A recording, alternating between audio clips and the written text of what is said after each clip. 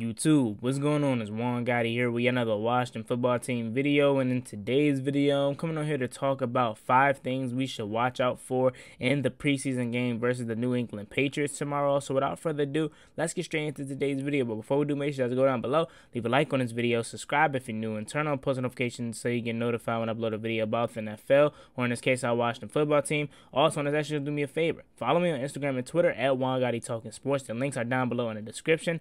Also, I want to let you guys know that, of course, I will be streaming the full game tomorrow. I'll go live around 7:15, 7:20, but also I will be going live tonight on my channel at 6:30 p.m. with some special guests to preview the New England Patriots versus the Washington football team's preseason game tomorrow. Also, we're going to talk about some training camps, so you guys don't want to miss neither one of those streams, so make sure you guys are there and show your boy some support. Now, with that out the way, let's get straight into today's video. So 5 things that you should watch out for tomorrow versus the New England Patriots. So number 1 on my list is Benjamin St-Juste. We got to see how Juice lines up against real opponents and real wide receivers. He's going to be going up against Nelson Agholor, Jacoby Myers, and other wide receivers that the New England Patriots have tomorrow. So we got to see how he matches up against real opponents. We know how well he's been doing in training camp against our own guys, but it's training camp, you know what I'm saying? It's practice at the end of the day, so that really doesn't tell the story. I can't wait to see how he actually lines up against a real opponent in a real football game. What does he do well with his hands? Because we know his hands has been a question. He got flagged when we had, referees at practice for his hands, and, a couple pass interferences and stuff like this. We got to watch out for that and see how he does in a real game. Is he going to be handsy and cost us a 15-yard penalty and stuff like that? We got to look at little things like that with Juice, because we know how good he can be, but at times he gets handsy, and I want to see how he does against, the New England Patriots #1 receiver, and I believe it's Nelson Agholor. I could be wrong. I know they don't have that really good of a wide receiving core. I know they have Gunnar Orlovsky, but he's more so of a slot. Jacoby Myers is solid, but I believe, correct me if I'm wrong, Nelson Agholor is their #1. I know they got Kendrick Bourne from the San Francisco 49ers, so their wide receiving core isn't that good, but more of the story, I want to see how Juice, goes up against a real opponent. So moving on to number 2, let's go down to another rookie. I want to see what Jamin Davis is going to look like. I know he's the one that has the most eyes on him and the most excitement, but I want to see how he's going to be in a real game. I'm middle linebacker, that is, and Mike, and let him run the defense. He's going to be Ron Rivera's next Luke Kuechly, or at least that's what they're hoping he can be. And we're going to see how he reacts in his first NFL game. We know it's going to be some nerves, but I can't wait to see what Jamin Davis is going to look like out there. And not to be in competition, but Micah Parsons for the Dallas Cowboys. I know it was just the Hall of Fame game, and I hate the Dallas Cowboys, but you guys know I'm real on this channel, and I give credit when credit is due. He was flying all over the field on that Hall of Fame game. So I'm really hoping that's what Jamin Davis can do on a better scale and even on a top notch. So let's see what Jamin Davis is going to be, and watch out for him, because he's going to be the Mike linebacker. He's going to be the one that's running the show tomorrow. Also, moving on to the next thing, and I know I said 5, but I'm more than likely going to go over 5. But moving on to my next thing on my list, let's go over to another linebacker position. Khaleke Hudson is going to get a lot of run tomorrow, and I want to see how he's going to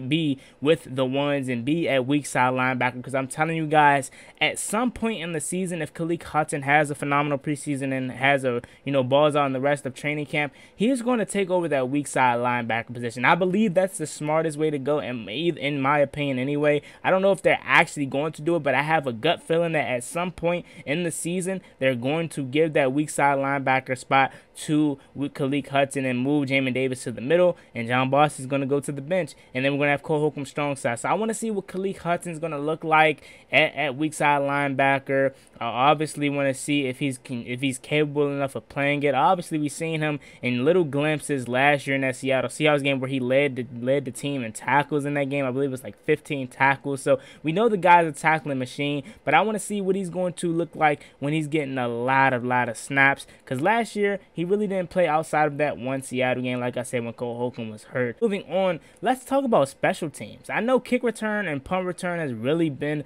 a big question mark this training camp, more so than ever. I want to see who's going to be the first guy out there receiving punts. Now, if you look at the unofficial depth chart, I believe it's DeAndre Carter. So that should tell you that they're leaning more towards him to be the punt returner. And like I told you, you can't just be a punt returner or a kick returner on this team. You have to contribute somewhat in your position group. So if it's going to be Danny Johnson, he has to contribute in the cornerback room, and we know he can. He can be solid depth. If it's DeAndre Carter, we know he has to produce in the wide receiver room and in the slot, and we know he's been tearing it up in training camp, but training camp is out the window when you have real games coming up. So I got to see what DeAndre Carter is going to be. I got to see what the special teams are going to be. Is it going to be Dax Milne back there? Is it going to be Steve Sims? Is it going to be Isaiah Wright? Who is going to be the punt returner? I believe Danny Johnson has kick return on lock. Should be him. He did a damn good job at it last year, so I think it should be Danny Johnson. Now, we don't know. Like I said, they could go somewhere else with it, but I'm more than certain that it's Danny Johnson, and we're looking more so at punt return. I want to see if Danny Johnson gets some reps at punt return. I was a big advocate of putting him back there last year. When Steven Sims was messing up, I was like, why are we not giving Danny Johnson no snaps or no tries at punt return in games? Because he does a good job at kick return, and I want to see if it can translate into punt return. So that's another thing that I'm excited to see about tomorrow. So that is going to be an interesting topic. So moving on to the next thing, number 5, or is it number 4? I don't know. I lost count. I have so much to talk about because I'm so excited. Taylor Heinicke and Ryan Fitzpatrick. I want to see if they're going to give Ryan Fitzpatrick a whole half and then Taylor Heinicke the whole second half. How are they going to do things? Because they already came out and said that they are going to play the starters. You know what I'm saying? So you know Ryan Fitzpatrick is going to get some burn. So I want to see if it's going to be whole first half Ryan Fitzpatrick, whole first quarter Ryan Fitzpatrick, then second quarter, you know, Taylor Heinicke, and then third quarter is it going to be Steven Montez or whatever. I don't really want to see Steven Montez. I want to see Taylor Heinicke. I want to see Ryan Fitzpatrick. So if I'm wrong, I give a whole half to Ryan Fitzpatrick and then a whole half to Taylor Heinicke. But we don't know how they're going to do things. They're going to figure it all out. And the last thing, because just in case I don't know if I went over 5, I'm excited to see how this wide receiver room is going to pan out. Now, we obviously know Terry McLaurin is the X receiver. Curtis Samuel is a lock after him. De'Ami Brown is a lock after him. And then Adam Humphries is a lock after him, in my opinion. And then the last 2 spots, AGG, Kelvin Harmon, DeAndre Carter, Steve Sims, Isaiah Wright. You know what I'm saying? So we and Cam Sims. I believe I said Cam Sims, but if I didn't say Cam Sims. We got to see how these last 2 wide receiver spots are going to play out. We know Cam Sims always balls out in the preseason. That's not a thing. So I believe number 5 is going to be Cam Sims, and then number 6 is the real question of Kelvin Harmon, AGG, Steve Sims, Isaiah Wright, DeAndre Carter. So I want to see how this wide receiver room is going to shape out at the bottom half of the depth chart or the wide receiver room, because we pretty much know what the top half is going to look like. Now 5 and 6, and you can probably even throw in 4 in there, but I feel like Adam Humphries is a lock to make this roster. He's going to be the starting slot week 1. I'm gonna let you guys know that now. I know we want to see De'Ami, but I feel like De'Ami is going to get more involved in the offense into the later midway point or late point of the season. He's going to be in the game and whatnot, but I feel like the sole slot receiver out there every snap is going to be Adam Humphries. So like I said, I want to see what this bottom half of the wide receiver room is going to look like. Who's going to make 5 and 6?